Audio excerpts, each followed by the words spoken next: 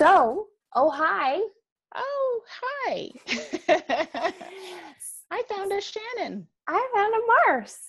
Yay! This is episode 30 for both of us. How cool is that? Episode 30. Welcome. It's so fun. What a coincidence. It was meant to be. Absolutely. For Mars's viewers, I'm Shannon from Soxcetera, and this is my episode 30. Yes, and for Shannon's viewers, I'm Mars, otherwise known around the interwebs as heyBrownBerry from the BrownBerry Chronicles podcast, and it's also my episode 30. Welcome. So fun.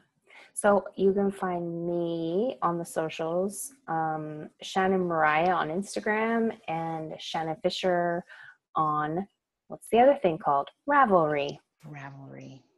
That's the place to be. When you're into fibery stuff. I am heyBrownBerry pretty much everywhere. I'm not as active everywhere as I am on Ravelry and Instagram, so you can always try me there as heyBrownBerry. Yay. Awesomeness. Welcome, everybody. Why are we together other than the fact that we love each other? Well, I thought that was it. I thought that's why you were here, because you love me. That is it. Hey, everybody. We're friends, and we thought you should know. Yes, that's right. We're telling the world. I guess there's another reason. Yeah, there is one other reason. It is secondary, but still great. We are running a part of a KAL together. So it's the Wonders of the World KAL that probably lots of you already know about, because there are 6 other podcasters who have been running it since June. We each took a month, and Mars and I are doing May. That's right.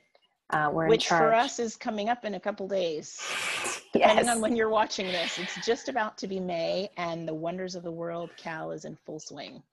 It super is. So Dan and Kay from the Bakery Bears. Thank you. Podcast. The Bakery Bears are just wrapping up April, and they were in charge of Europe. Right. And so Mars and I are taking over to do North America for May, but we've decided that we're going to run our KAL from May until the end of June, because the rest of the KAL will wrap up in June. But officially, June's official person is Connie from Chili Knits. That's right. Yeah. Well, and it's kind of convenient that we are co-hosting. So thank you, Shannon, for allowing me to partner up with you, because we are makers representing both of the countries in North America. So I live in South Florida, and I won't necessarily only talk about makers from the United States, but I'm happy to rep the US for now. But oddly enough, I am a Canadian citizen. So we've got it covered. But Shannon, where are you? Yes, I'm in Canada. I'm coming at you from Vancouver on the West Coast. I always have to do the directions in my head. I'm like, am I east? No, north, east. Okay, I'm west. Yeah, I'm West Coast. Right. So we make this really amazing diagonal from one end of the continent on the top left, if you're looking at a map, down to the bottom right. Yeah. We got it covered. Representing both coasts here of 2 different countries. So cool. Yep. And it's very nice to know that talking about North American makers for the next month will probably be pretty easy for us, because there's a lot of good ones. Yeah, so many good ones. And we're both hoping, we have some in mind, and we're both hoping to find more maybe less known ones that we can tell you about and get excited about with you. Definitely. We want to crowdsource this information. Where are the Canadian and US based makers? And we're looking to you all to help us find some that we don't know about yet, and maybe celebrate with us the ones we already know about. Definitely. So go ahead. I was going to say, that's really the theme of the Wonders of the World KAL, is to expose folks to who's out there around the world. Yeah, so right now I have a chatter thread open in my Soxcetera Ravelry group, and I would encourage you to go there, and you can do a number of things. You can talk about what you're going to be making. You could get ideas from other people. You could share some of your favorite North American makers. bonus points if it's someone who's not as well known. Love the big people, but let's give some props to the little people too. Not that they're little, that sounds ridiculous. You know what I mean? The lesser known people. Yeah, until we get to them. Yes.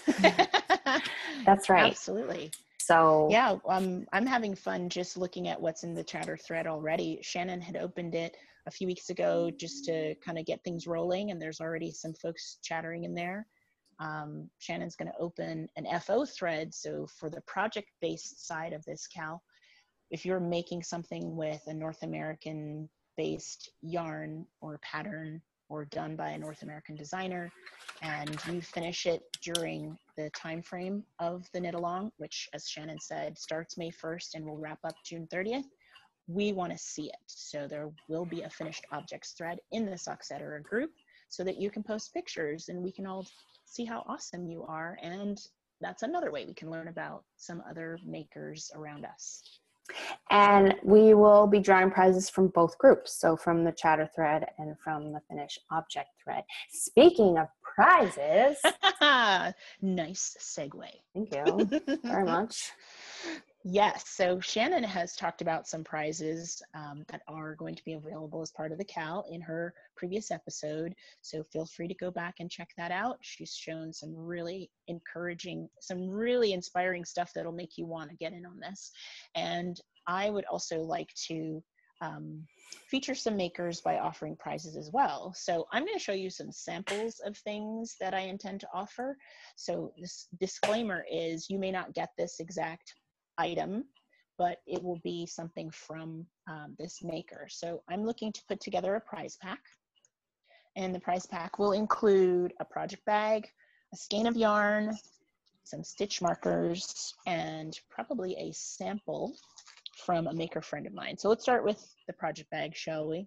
Yes, we shall. I like project bags. I tend to just fall in love with things, and project bags has definitely been something I've purchased a lot of from small businesses lately, because they're just people out there who are so good at sewing and picking fabric. So this is an example of a project bag, drawstring bag. It's made by my friend Bree, who actually lives here in Florida. So she's a North American maker. She sews and quilts and knits and crochets. And I got this bag because butterflies are my favorite. It's like tie-dye and butterflies. It's like everything good in one bag. All the good things. Bree is an excellent sewer. This bag has a beautiful lining, really good details. So she is on Etsy. She makes, they're called Bree bags. She's Stitchzilla on Instagram, and you can get her Etsy information from her Instagram, but I will be donating a Bree bag to a lucky winner. And inside that bag, I'm going to put a skein of yarn like this one. Yay. This is a Dusty Rose sport weight high twist yarn, and it's actually hand dyed by me. My daughter, my oldest daughter, Adachi, and I have a yarn dyeing business called Dynamics Yarns, because we love yarn and we love color, and she and I decided we would start a small passion project together, and we would like to donate a skein of yarn to the WOW KAL, so that will be in your project bag. This one is called Professor Umbridge Knows Best, so if you're Harry Potter fans, you'll recognize this as Professor Umbridge's pantsuit color. Oh, fun. And then a lovely, lovely maker who I don't think is as well known yet because she's just getting started with her Etsy shop. Her name is Gina, and she has a shop called Silver Tombs. Is that coming up, okay, Shannon? Yeah, I can see it. All right, so she's Silver Tombs on Etsy, and she sent me these gorgeous stitch markers. What is knitting without a little bling? Those are fun. They remind me of like green disco balls or something. Exactly. That's exactly what they look like in real life. So, hi, Gina, if you're watching this, I'm going to use this as a prize. Thank you so much for sending them to me. We'll put that in the project bag. We're going to have a separate prize donated by a friend of mine who's a maker, and it's not yarn, and it's not a project bag, and it's not stitch markers, but it is good for makers. This is a natural soap made by a company called Lola Blue. My friend Jamie is also based here in Florida, and she makes natural body products. Now, if you can read that label, it says Beer soap. soap. Mm-hmm. Handcrafted with local love. So she lives on the other coast of Florida, and she's going to put together a nice hand care kit for us. So Cool. some lotion and some skin scrub, and this stuff is all indulgent. So does it have beer in it? This one has beer in it. What? This is sweet orange beer with mint and lime. So it's got spearmint oils. It's got Big Top Brewing, Conch Republic, key lime, wheat beer. So it's very Florida. Some organic cocoa butter and shea butter and local love. So you'll get some products from this amazing local company. This is a soap sample that I'm going to put in our project bag pack. And then we'll have a separate prize with some more products from Lola Blue. That's so cool. Yeah, you can find them online, lolablueliving.com. So they started as a small business, and I think probably one of their biggest achievements so far, after starting literally like in their garage, is that they had their products in the gifty bags at the Grammys, I believe it was. Oh. Yeah, so small business gone a little bit bigger. That's a big D.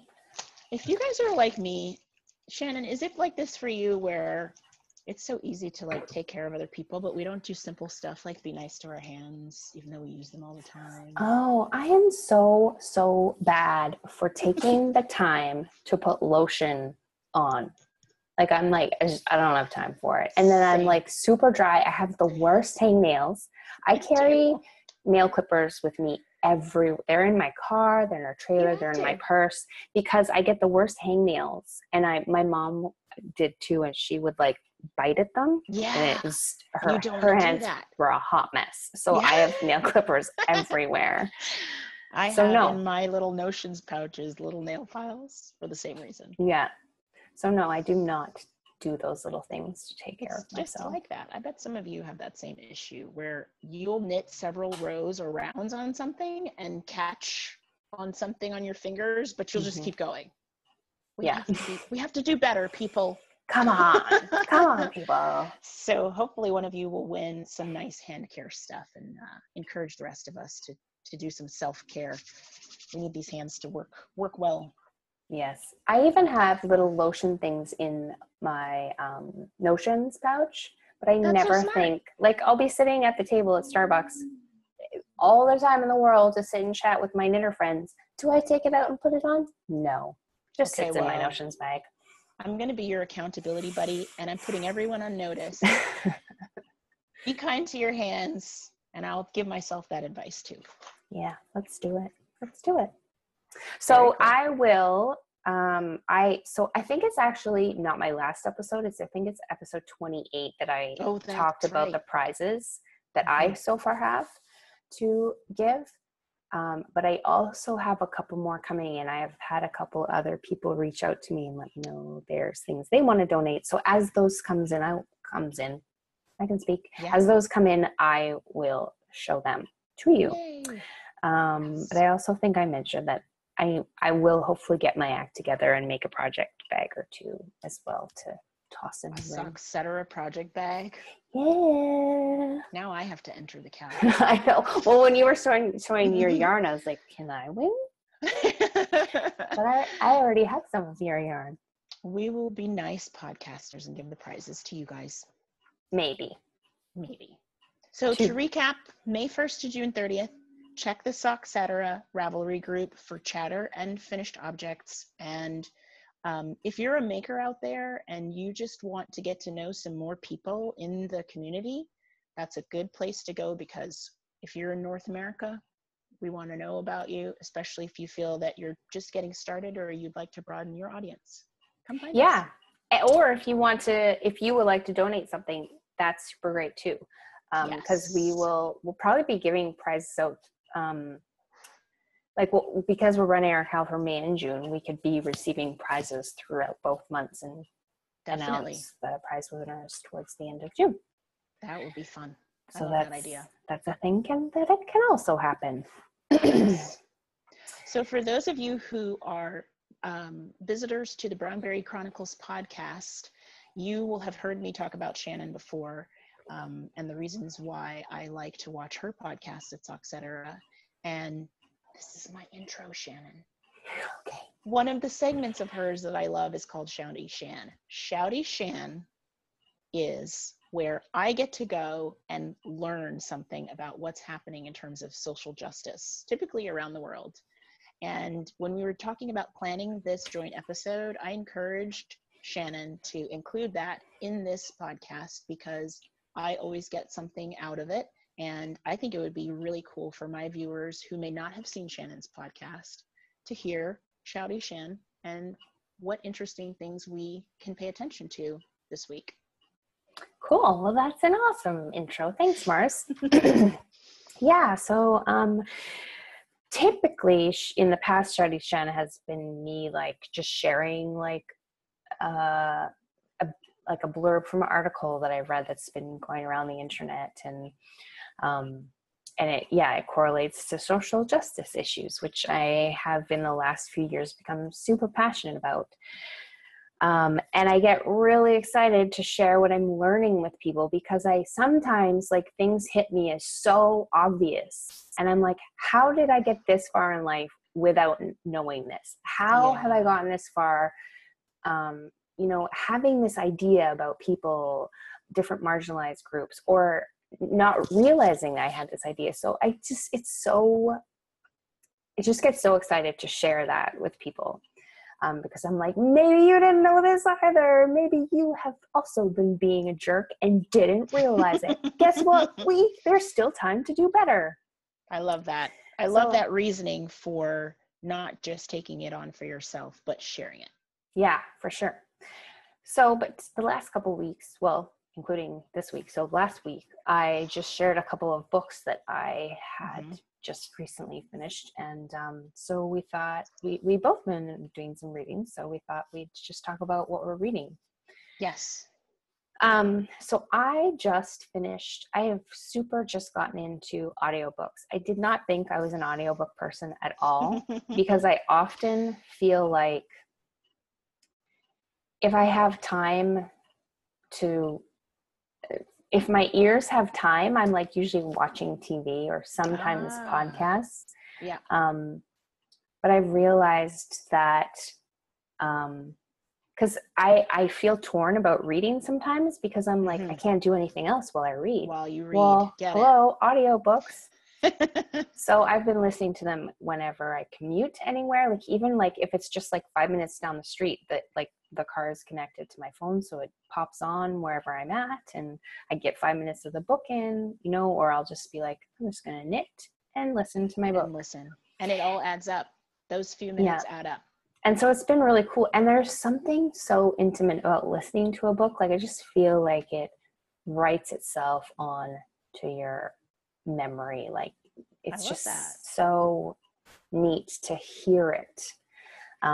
So the audiobook that I just finished is called The Hate You Give, and it's written by Angie Thomas, and the narrated version is narrated by Bonnie Turpin, and she does such an amazing job. She does all of the voices. I can't like if I was to like narrate a book, I feel like especially if there's so many different characters, I would never be able to keep track of how I did that one voice.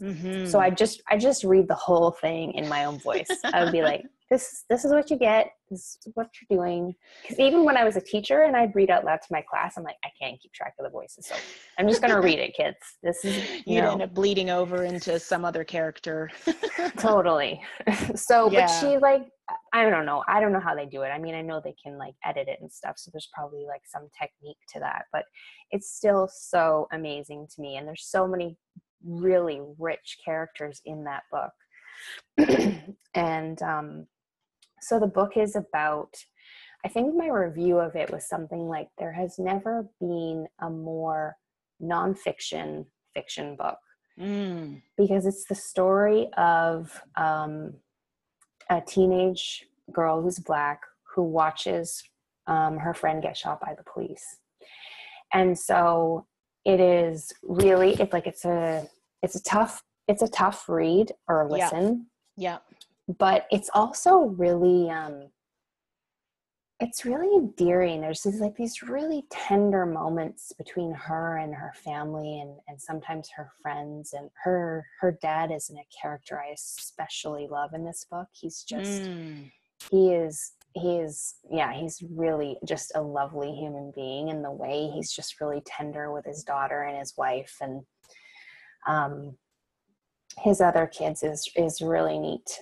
So I love that, but it's, she touches on so many different issues. Well, it's completely relevant, right? It's relevant to what's happening currently. And it sounds like your point about listening to the story and having a good voice actor actually play different characters, it sounds like that really made it more engaging. Oh yeah, it's yeah. I mean, I've been hearing her voice in my head. I think I finished the book like a week ago, and I can still hear her voice in my head. And that says something. So yeah, I came away from that book feeling like I just feel like a better person for having. It was like eavesdropping on a conversation that I wouldn't normally be privy to, and learning so much about, and just the way she wrote the book, like she was able to really address a lot of stereotypical things you hear people say about police brutality that are just complete, well, white people nonsense. And she's able, because she brings in, the daughter is dating a white boy, and she goes to a private school, so a lot of her friends are very white, and have a different kind of privilege. So through the different conversations and scenarios, she really touches on so many different social justice issues that that I think different marginalized groups have to deal with. So it's a very good read. So I haven't read it yet, but now I want to, and I'll tell you that your description makes me think there's something in it for everyone. Would you recommend it for a certain age and up? I mean, I thought it's got a ton of swearing in it, which if you know me at all, you know I love that. I almost said whatever. I don't know your audience, so I won't swear today. But freaking loves it.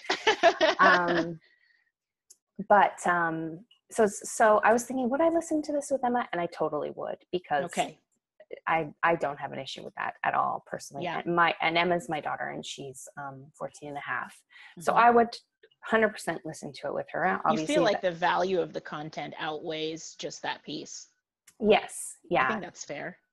So fun fact, Shannon and I are both homeschooling mamas with teenagers right around the same age.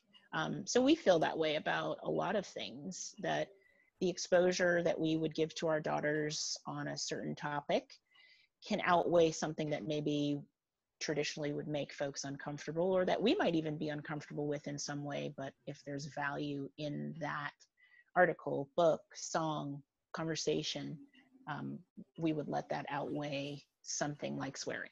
But, sure. Your mileage may vary. So yes, your comfort level is going to be different. Yeah, they would be open to something as long as they've had a chance to look at it first. So maybe that's your jam. So Shannon, give us the book name again and the narrator. So it's called The Hate You Give, and it's written by Angie Thomas, and it's narrated by Bonnie Turpin, and 1 billion stars. It's so Love good. It. Yeah. Yay. I loved it. You exposed me to something. See, every time I learn something. Well, if you read it, let me know, because I would love to talk to you about it. And then we can chat about it. That's one thing that I've done more lately. Speaking of books, is picked up reading again to the point where I can call it a hobby again. So if I do read that, I would love to talk to you about it, because I find that I've come back to reading at a time that I am becoming more social in my hobbies. And I have, for example, started reading a book because of an online book club that was started by another podcaster whose name is Rachel. Rachel has the Treehouse Knits podcast, and she lives in Michigan. So she's a North American maker podcaster. And she started a book club group on Facebook to read this book, which is called Women's Work, The First 20,000 Years. and the subtitle says Women, Cloth, and Society in Early Times, and the author is Elizabeth Wayland Barber. I'm in chapter 5 of this book. It's not quite 300 pages or so, and I'm really enjoying it. And I will be very candid, I wasn't sure that I would enjoy it because I am typically not a nonfiction reader until very recently. I used to read when I was young, primarily for entertainment. I was a voracious reader as a child, but it was almost always as an escape. So I didn't really enjoy books that were assigned reading in school. And I had this thought that all nonfiction was boring and was just full of like dates and history facts and other people's words that I might not connect to. And that's completely shifted. And this is part of that shift. So the gist of this book is tracing back, I'll call it generally fiber and textile arts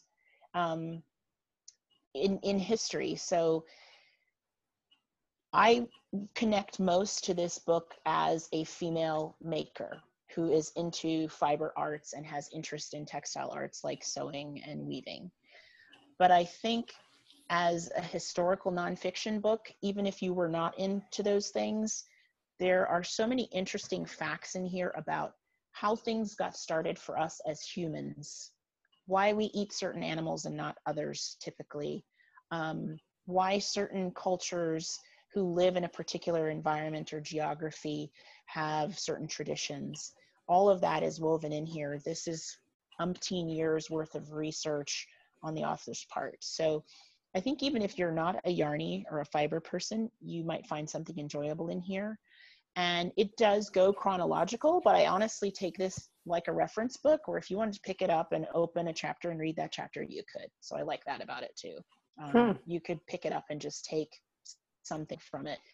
So the social part of it is that I joined the Facebook group. I'm not on Facebook as a participant, just for everyone who watches the podcast. If you go looking for me there, you probably won't find me because I joined it just for the sake of being part of a virtual book club to discuss this book. And it opened up this whole circle of people to me: archaeologists, people who do fiber and textile arts for a living, people who don't do fiber and textile arts for a living and have small businesses on the side that allow them to express their art through yarn and fabric and fiber. So I'm really grateful for that, and I'm grateful for finding a nonfiction book on a topic that I'm interested in, to show me that nonfiction books are not boring. If they're written well, they're actually quite good. So I do recommend this book for really anyone. You probably will be more interested in it from an artistic, creative perspective, to see how dyeing and weaving and knitting and other things got started. And if you're a history geek, you'll probably love it. So what is making it not boring? What is it? The way the author writes, I was challenged at first because it does have dates and places and names. And I will be honest, I was challenged at first because I couldn't personally connect to the history of Macedonia and the history of sort of European or Mediterranean areas, because that's not my ancestral history. And so at first I was like, I feel like this is more like school reading. But as it went on and talked about how the first loom was constructed, I tend to be very interested in the origin of things in general. Who was the first person who picked up this thing and ate it and was like, this is good, we should eat this more? That's just a general interest for me. And the author has pictures and really good descriptive words about things like that. So it wasn't just in 500 BC, this happened. There were all these little tidbits about the fact that, you know, women started with certain crafts in the home because they were crafts they could do while nursing a baby, or while that they could pick it up and put it down because they had to chase a toddler. And then it changed when we went from being nomadic to stationary, and the role of women and the role they played in society according to the things they could make and how cloth represented your place in a class structure. The way the author writes about those things to me is it's pictorial almost. I can picture it. I can see back into that time. And so it interests me more than just dates and facts. Is it written by a woman? It is. Yep. Elizabeth Wayland Barber. Okay. Yeah, you said that. Mm-hmm. Cool. Yeah. So I didn't think I would get into it. And I will say that one of the things I love most about the fact that I picked this up, because I did it just on recommendation from Rachel, who's someone I really like, is that when I realized I wasn't connecting to the ancestral part of it, I went and looked. What is the equivalent for African textiles? What was big in the Caribbean in a certain time? So I went and found these websites and other resources that I thought maybe I can connect to that. So I probably wouldn't have done that had I not started on this little book journey. Right. Cool. Yeah. That's I great. saw you take a sip of your tea. I did. Isn't my mug great? Cheers. If Shannon didn't know that I liked her so much, she would just think I was plain stalking her, probably. So we have mugs. We actually have matching mugs. I have a mug like the one that Shannon is holding. Mm-hmm. And do you want to talk about who made these for us? So these mugs are made by Natalie, who runs or who owns the shop. Mm-hmm. Remembrances Pottery. Thank you. I always blanking. want to say Remembrances, but it's Remembrances Pottery. Remembrances Pottery. So this is my second mug of hers. The first one I got myself, and the second one was a gift from Mars. And so I got to pick this out myself. And I absolutely love it. And we were both just talking about Natalie's, I think it's her latest design. It's the socks, which is so cute. Mug out. Oh, I really need her to stop making mugs that I like, because I have a mug problem already. I've talked about replacing all of ours. Oh, with yeah. knitting related ones. I've also had that same conversation. But so well, tell me about your mug, and then I have something to say about mine. Yeah, so this mug is a Remembrances Pottery mug, handmade by Natalie, and you can see that it's yarny themed. It actually has yarn skeins going all the way around. So cute. And she gifted this to me soon after Adachi and I started yarn dyeing. She fell in love with a colorway of ours we call Mint Chip, and I'll hold it close so you guys can see. Oh, cool. So Mint Chip is a pale green yarn base with little chocolatey brown chips in it, and she had that on there and thought, I thought you would like this mug, and she actually sent it to me before it was sort of generally available, which made me feel super special. She is such a lovely human being. Like, it's one thing to like really like an artist's stuff, and it's quite another when they are a fantastic person on top of it. And Natalie is one of those people, like, even if I hated her stuff, I feel like I'd want to buy it because she's just so I still want to knit with her. Lovely. Yeah, absolutely. But her stuff happens to be really fantastic. So the thing about this mug is that I'm right-handed. So I hold it like this, obviously. Yes. And at first I was like, oh, I want everyone to see the little sheepy. Like, she put it on the wrong side. And then I'm like, well, F that. Yes. This mug is mine. Why should I not be enjoying the sheep when I'm drinking it? Yep. And who's around when I'm drinking tea? Like, nobody. So who am I wanting to show the sheep off to other than me? I love that. Your mug, your sheep. Exactly. So Natalie, you did this perfectly. Perfectly. You guys check her out on Etsy. Remembrances Pottery. Yes. She's so great. So yeah, those are mug business. Yes, indeed. Tea also, is good. Natalie. Tea and knitting. Hi, Natalie. We love you. So speaking of knitting, what shall we talk? What shall we chat about next? Yeah, so we should do some works in progress. Okay. Before we do that, I'm gonna do a little plug for half myself, half my friends. So I meant to talk about this on my last podcast and I forgot, but I was recently interviewed on a podcast called Adrift on Purpose, and you can find it wherever you can find podcasts, wherever you get your podcasts from. And it's run by my friends Liz and Megan, and they are really lovely people. And so they've just been their whole shtick is sort of talking to people who sort of live a non-conventional lifestyle. And so Megan asked if I would be on their show, and I was like, sure, but why? You're super traditional. Well, I guess I am non-conventional, but I was like, I don't really feel like I have anything, like I'm not really that interesting.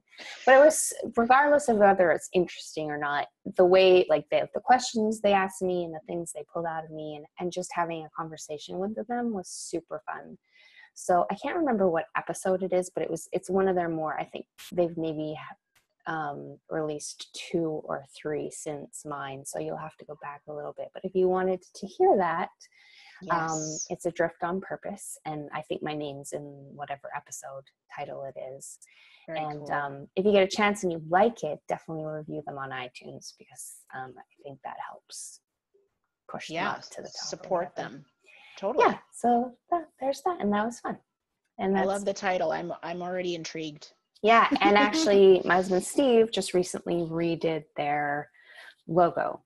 Nice. So when you go see that, that's partly Steve's work. They had something in mind already, so he just kind of put together what they wanted.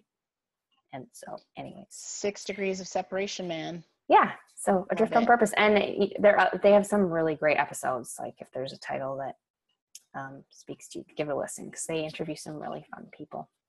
I'm so thankful for audio, just as a technology, the things that are available now. Video is great too. Yeah. But audio, like you were saying about audiobooks, I've been a longtime fan of audiobooks, and when podcasts became a thing, I eat those up because they allow me to multitask, and I love that. For sure. I've kind of stopped listening to the radio, and actually audio podcasts or books sort of have been getting me to the gym lately, because I'm like, oh, the gym, I don't want to go. Oh, but I'm in the middle of a really good book right now, so it'll be like giving this good chunk of time. Yeah, so it's been nice to like propel me to do the thing I don't think I want to do. But I love that. I love connecting that. Yeah, so it's been good. So yay for audio, yay for technology. I love that. So the actual work's in progress. So I just have one. Okay, I want to see it. I've been working on them for a really long time, because I sort of just put them down and finished this sweater, which I showed you guys last week. This is my Almont. It's a Brooklyn tweed pattern. And so these are the socks that I'm making out of Legacy Knits yarn. I think this is Susan Sanderson colorway from Hocus Pocus. Is that the movie? Love those colors, yes. Yeah. So I'm just turning the heel on the first sock. It's just a slip stitch. Heel and gusset. Heel flap and gusset. Yes, thank you. From toe, you did those toe up, it looks like. Always. Yeah. Always. Yeah. We're toe up knitters, people. We're not hating on cuff down, but that's what happens here. I might be a little bit. I don't understand. I don't understand. Why would you do it cuff down when you could do it toe up? All the cuff down people are like, really, Shannon? I actually had a total debate with some people at Knit Night last night. They're like, why would you do it toe up? I'm like, I can give you about 10 reasons why you would do it toe up. She didn't say 10. I'm like, I can give you a lot. And so I started, I think I got to 5, and they're like, nice. Is that it? I'm like, 5 is a lot. 5 is a lot. And if then you're making a decision like that, 5 is a lot. I think I gave 3 more. So I'm like 8. 8 is pretty good. That's a lot of reasons. You could sway somebody with 8 reasons. It's very compelling. But so I'm doing the Hermione's pattern, but thanks to you, Mars, I actually always use, no matter what pattern I'm using, I always use the Soxcetera's heel recipe. Oh, awesome. So Nathan of the Soxcetera podcast has a toe up, heel flap, and gusset sock recipe. I like that word. It's a sock recipe. Brilliant. Love it. Yeah, and it's just you can check it out. You can do it no matter what pattern I'm doing, I do it, because it's just all based on numbers. It is. And it kind of helps you feel, I don't know if you had this experience, but it kind of helps you feel like, okay, I'm a toe up sock knitter who likes heel flap and gusset. And then you can just go. Yeah. Like you don't have to do a lot more thinking than that. And it uses German short rows, which I now use in every sweater I make that calls for short rows. I love it. Me too. They are so easy and perfect and invisible. Yes. So. I can show you a bit of that when we talk about my web. So now that you've done this gorgeous sweater, and you've picked them back up again. Are you cruising along on them? Yeah, I think I was sort of like uninspired. Like the gusset I find pretty boring to do. All those increases. Once I get to the heel, I'm like, oh, I can see, like, it's like climbing a mountain, right? And once you get over the heel, you're like, I'm flying. It's true. I feel like there's a point like that in any project, and it's probably not the same point for everybody. So we typically do toe up, and the heel is like the halfway mark. It could be even more than the halfway mark if you're doing shorty socks, which I often do. I'm with you on because light at the end of the tunnel. Yeah, I don't have a big attention span, so once I get past the heel, I'm like, I'm kind of bored. I hear you. Well, I'm glad you picked them back up because I love that color. Yeah, they're great. They look great. Are you a fan of Hermione's as a pattern for? It's my second pair of Hermione's, and I don't normally do patterned socks because I don't know, I'm lazy. I'm not sure why I don't. Vanilla's easy, right? Yeah, super easy. Yeah. But Hermione's, I like them. Cool. Yeah. I think there's probably a ton of people who've made those. Shout us out in the comments with all the sock commentary you want. Yes. Just go for it. Just do it. So I have, since we were talking about German short rows, I'll show one of my whips. I just want to say for the record that my miniature whip, it's not even like mustache size toe yet. Hold on. There it is. It's a baby toe. It matches your hair, your purple. Purple, hair. Yeah. I don't have much of the purple left, but it's somewhat there. It's a North American yarn. Oh, pretty. So it's like, that's called marled, right? When it's like that? It is. This colorway is cameo colors, and yep, it's marled. So it doesn't do a very distinct striping. It just kind of fades from one color into another, and each of the strands actually has multiple colors in it. Cool. So I don't know at what point doesn't it officially become a whip, like at the cast on? Yeah. We'll count that one. Absolutely. It's a whip. But you mentioned German short rows, and I am also a fan and a convert. So, and when I say a convert, I mean from a traditional wrap and turn short row. Shannon mentioned that in the Soxcetera recipe. Wraps and turns. He talks you through how to do German short rows, which I actually watched a YouTube tutorial that calls the German short row more like you know how wraps and turns are usually written in a pattern as WNT. So this tutorial said the German short rows are more like T and W, turn and work, because you kind of turn your work to the wrong side or right side and work the short row stitches. So if you've done German short rows before, that will make sense to you. If you haven't, just Google German short rows. There's lots of good YouTube videos. They'll change your life, friend. Seriously. Shannon is right. They are invisible. I am using them on this whip, which is a breathing space sweater.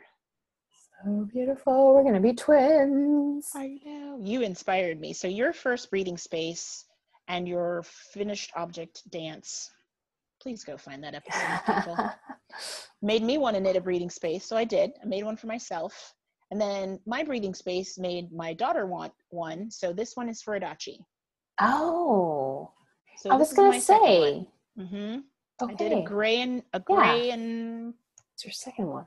White. Those are good colors. I love that red. I love deep reds. Me too. Red is my power color, so anything in that color family, I'm a fan. So what is that red? This is a Knit Picks yarn. This is Knit Picks palette, but it has a different name. I'll send it to you if you want it. We'll put it in the show notes, but it's Glimmer. Sorry. Is it Glimmer, Tweedy? Because it has sparkle actually. Oh, what? So it's got silver stellina. It's very subtle though. Yeah, like it is. The sweater doesn't look super sparkly. I think that's why Adachi picked it. So my oldest is Adachi. She's 15. She's just an understated kind of really calm person who doesn't do loud is not her deal.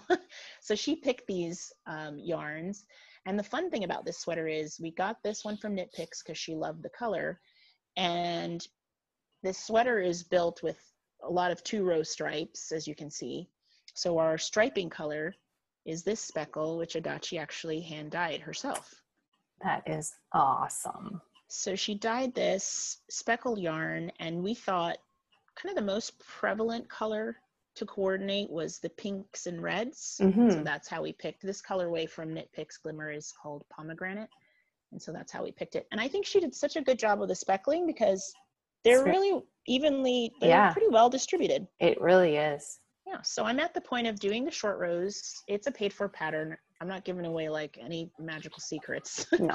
but there are short rows near the bust line. So you can see that diagonal that's being created. And the that's neck all too. Done. And at the neck, yeah. Yep. So the back neck has some short rows that help the back neck to rise up a bit, which is great, by the way, for fitting. Yes, for sure. And I don't know how well you guys can see, but there are short rows in there.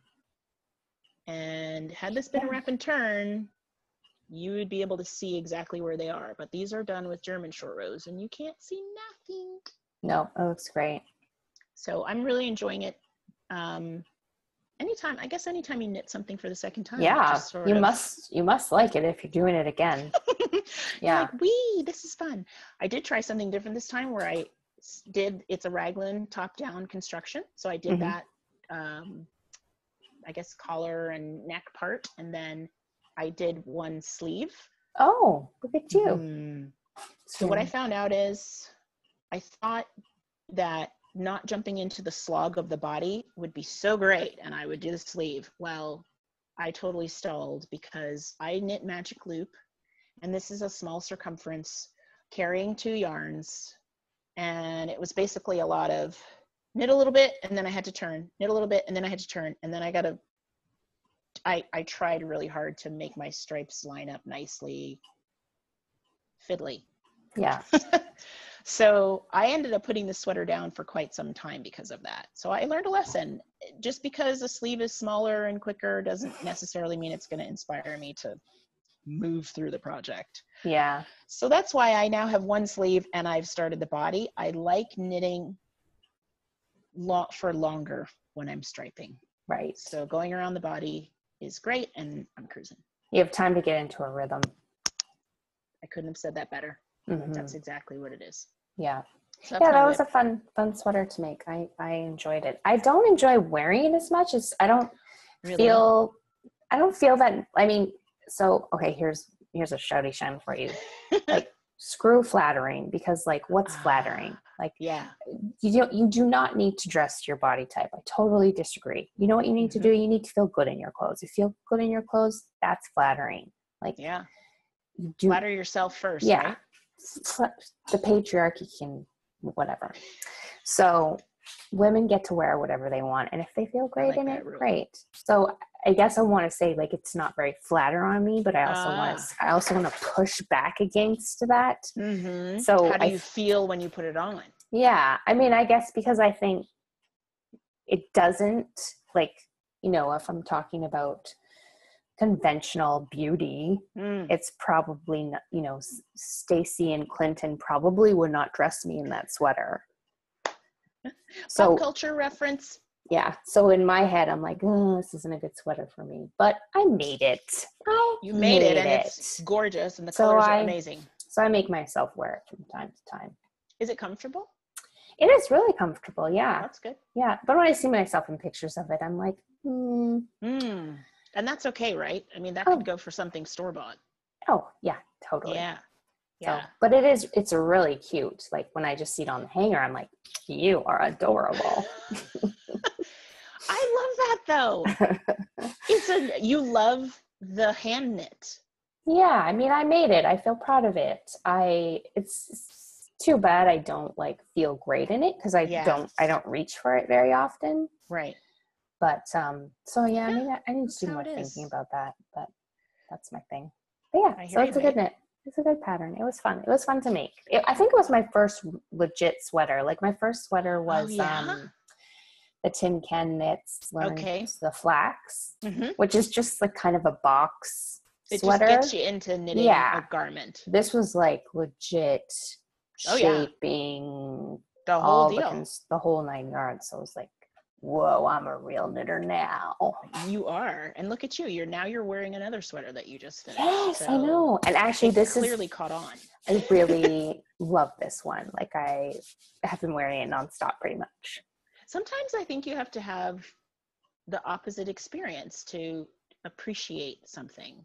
So you made a sweater and it's awesome and you made it and you're proud of it. But when you wear it, now you made a sweater. It's awesome. I love that color on you, by the way. Thank you. And you love wearing it. So you got all the things. Yeah. So I know what it feels like to have made something that you feel good in, that you love, that you reach for a lot. So yeah. I've been all about the sweater knits. My breathing space, I'm not super crazy about mine on me. And when people see it, they have been super complimentary. And I realize that my only issue with it is that I made it too big. I overcompensated for my gauge. Yeah. And so I guess it would fall into that flattering category. I find that it's looser on me than what was intended, because some sweaters look great when they're sort of slouchy and loose. But I think I went a hair too far. But yeah, I wear it similar to you. I love it because I made it. So exactly. And it's a cool looking sweater. And I think when people find out, like I was sitting in the coffee shop and there was some non-knitters at the end of the table who were trying to like kick out because all of our people were about to descend upon them, and we had that huge we needed table. Our space. Yeah, we needed our space. And so he's like, yeah, we're going soon. And he's like, did you? And then they started to brag about what they were wearing. They're like, and she made that. And he's like, you made that? I was like, yeah, I did. Moment. Yeah. Don't you wish it was like TV where those sparkle things would start coming out from your shoulder? Yes, I did. And everything would pause. Yeah, that's pretty fun. Those are fun moments to have, like it is really fun to have like your group of knitters. Of course. That's so great because they super get it. But when they totally get it, someone who doesn't necessarily gets it, you're like, it's just another check mark. Totally. It's a nice feeling for sure. I love it. I do have one more whip. Okay. Sort of sticking with the theme of North American makers. Ugh, was that dramatic enough? It was good. So I went down the crochet blanket, the crochet rabbit hole, #crochet rabbit hole. I resisted so much so. Shannon was part of the beginning of this blanket project. And I was so resistant to it that I have called this project on my Ravelry page the I'm not making this. So like I'm totally in denial about jumping on this bandwagon, but I might as well have like started the club. I'm that far in. So I love it because I get it so much. We had this conversation where I was like, everybody's making this. I'm super not making it. I'm not going to be like everybody else. I'm not going to do it. I know. I'm too cool to be part of the teach me how to crochet. Now every time I see one, I'm like, oh. I know. That was me. And even as I was casting on, I was like, this is just a practice chain because I just want to see. You're in denial about casting. You were. That's the perfect name. I'm not making this. I'm not making this. I'm not making this. I'm not making this. Is just practice.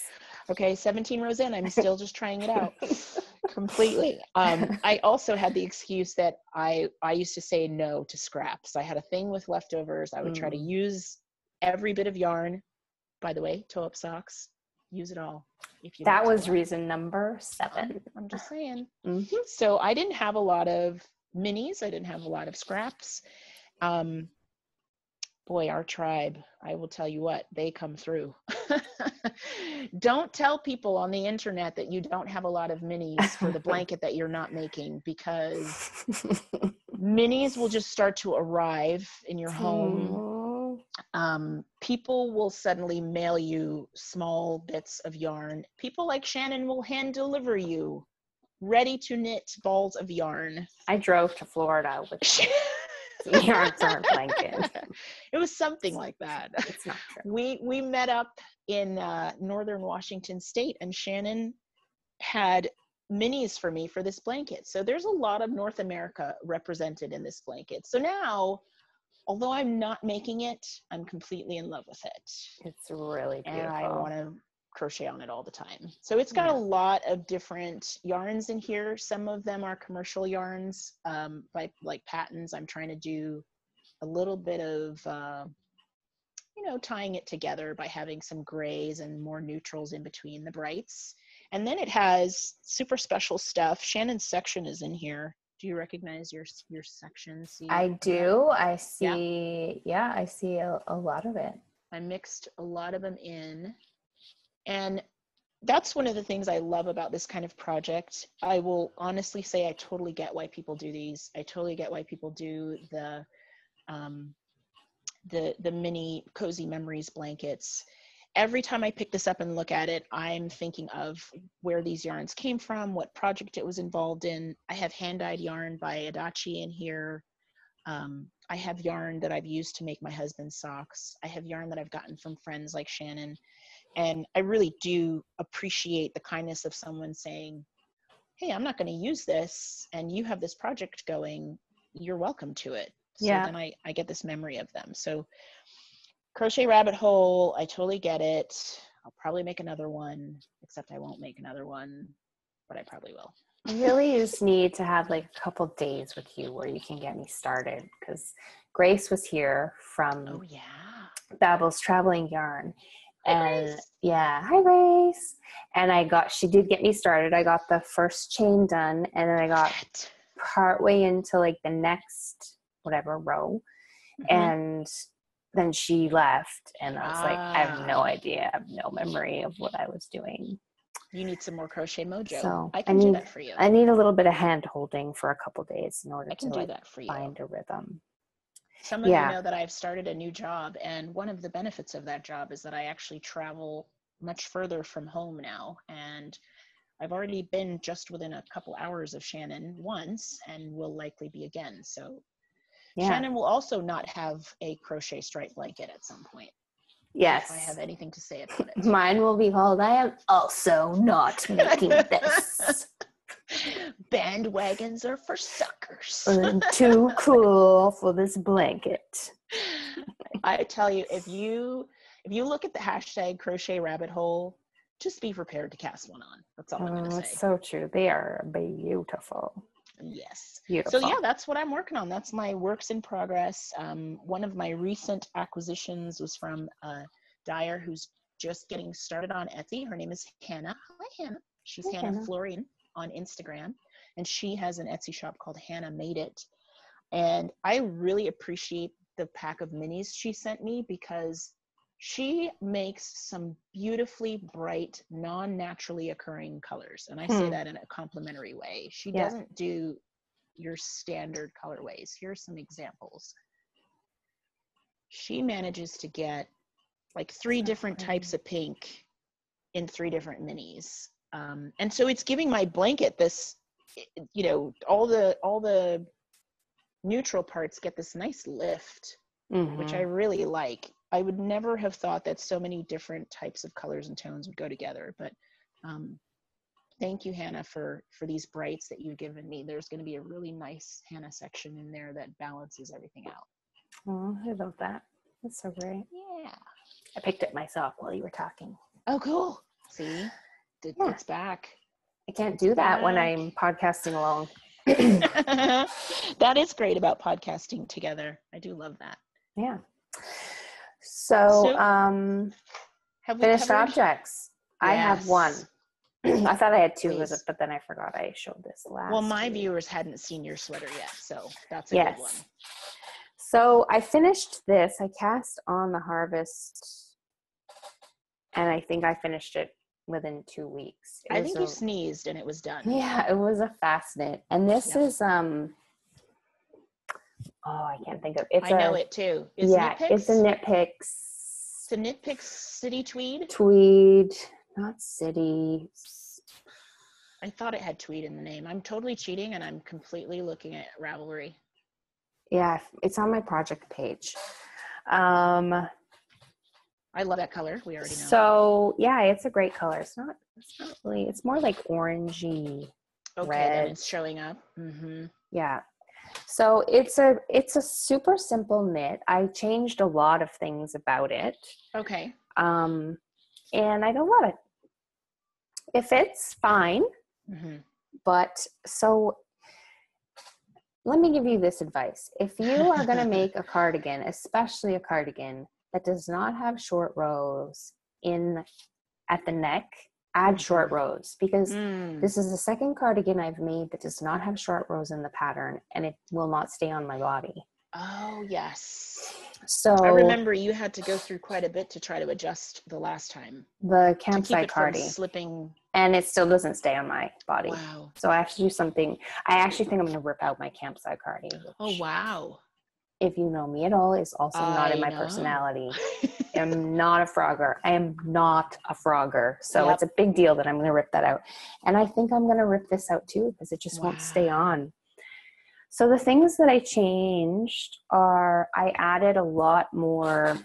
So you're supposed to increase every other row for this front section until you get to a certain point. I increased every row because I wanted more. I find that a lot of knit cardigans just sort of like sit here, and I wanted more coverage. Right, just outside the bust line. Yeah. I don't really love that. So that's one thing I did. Okay. In your Knit Picks Wool of the Andes tweed. Thank you. And it's not Firecracker Heather. Is that what it is? This one is Firecracker Heather. Okay, yeah. You know your yarn. So I think it's 80% wool and 20% Donegal. It says other, which would be the Donegal Tweedy Bits. Yes. So the other thing I changed is I did not do this is garter. I didn't carry the garter on. It's got kind of dark in here. I didn't carry the garter on for the ribbing because I don't like the bulkiness of garter. Yeah, it wouldn't pull in and give any shape at the bottom. Yeah, it called for garter on the cuffs too, and I did actually a half twisted rip. What does that mean? Means that I twisted every second row. Wow. Yeah. Do you like how it came out? I do. It's nice. It's actually kind of, like if you don't look very close, it kind of looks like the garter. Oh. Like it's not that different. Yeah. Like this is garter and this is half twisted rib. So it's a little bit less obvious that I completely switched it up. I just love that you decided I'm going to make these modifications and make it look the way I want. Yeah. And then for some reason, like I tried it on a couple times and the back was really like sort of riding up. So I added some short rows at the bottom at the back. Why did I not think to do that at the top? I don't know, but I didn't. Short rows are magic. So it has got some short rows at the bottom. And so it's knit top down? Yeah, it's top down. Is there any concept of are you thinking you're going to frog all the way, or are you thinking there's a way you could just recover the top yoke? Well, I'd have to go all the way back. I don't know how. I mean, there probably is a way. Knitters, I don't know the way. Community, if Shannon wants to fix the yoke of this top-down cardigan, I mean, I guess I could treat it like a afterthought heel. Put a needle in there somewhere and do some short rows. But will I actually do that? Probably not. At least not for a while. When something is this disappointing, I mean, it was a quick knit, so it's not as bad, but when you spent that much time on something and it just doesn't fit right, it's a huge bummer. So it's going to sit for a little while at least. It'll go in the naughty corner until you love it enough again to make it wearable. Yeah. The color is gorgeous. It is. It's a really nice color.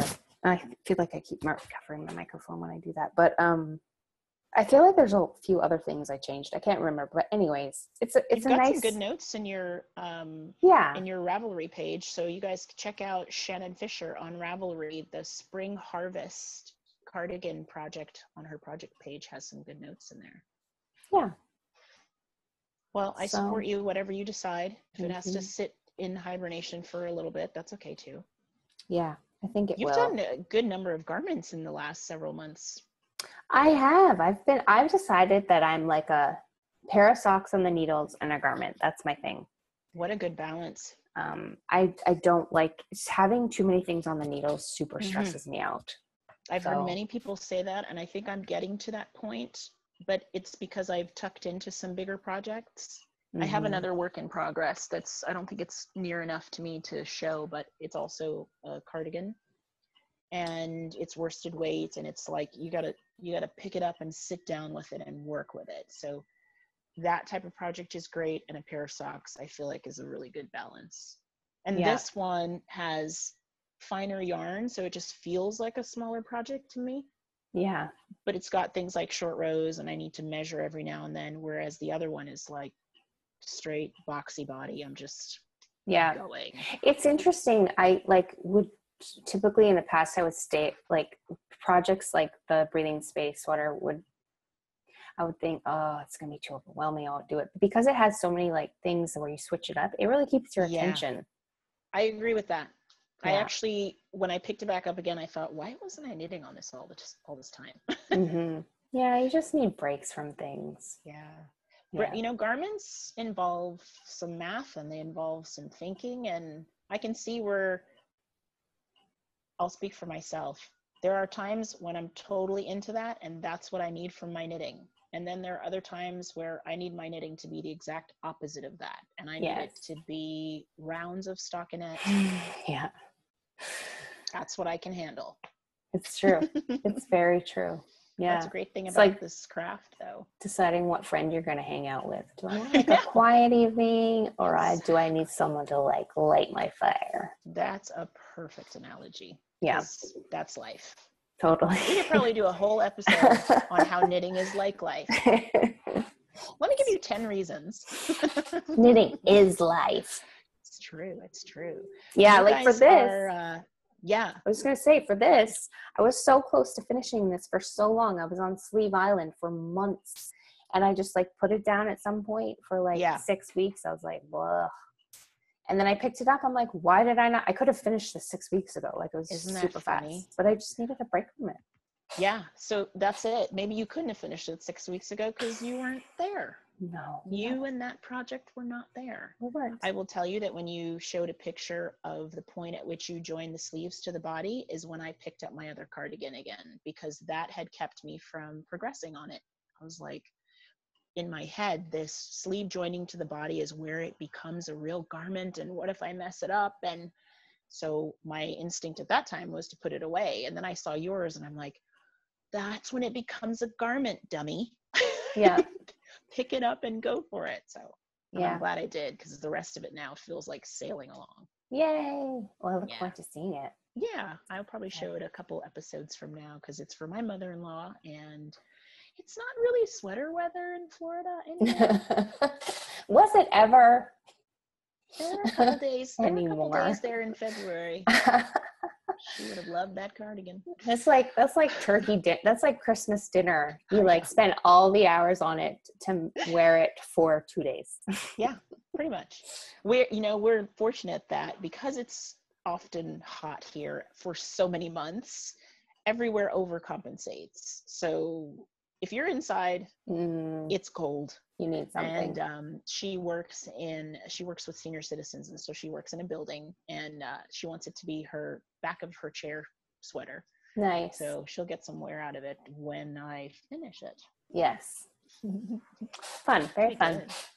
Well, thanks. It was so fun to do this with you. It's my pleasure, darling. Yeah. I'm so glad we were able to. I'm excited about our knit along. Me too. I think we're going to have a lot of fun. So we'll do a couple more recordings together. We were saying like probably for sure 1 or 2 more. 3 were like superstars. Killing it. Yeah. So in the meantime, if you could head over to the chatter thread and start to like get excited about this. People already have, but we want to hear from the rest of you. So North America's huge, so we know you guys are out there. Join the conversation, expose us to some makers we don't know about yet, including yourself if that's you. Mm-hmm. The knit along is open. Yeah, don't be shy. Toot your own horn if you want in there. We would love to know about you. Definitely. And thanks, Shannon, for hosting the threads and for getting us together. And for all of my viewers, go and check out the Soxcetera podcast. And go check out BrownBerry Chronicles. All right, friend. Awesome. Love ya. Bye, everybody. Big loves, what you hugs. Bye.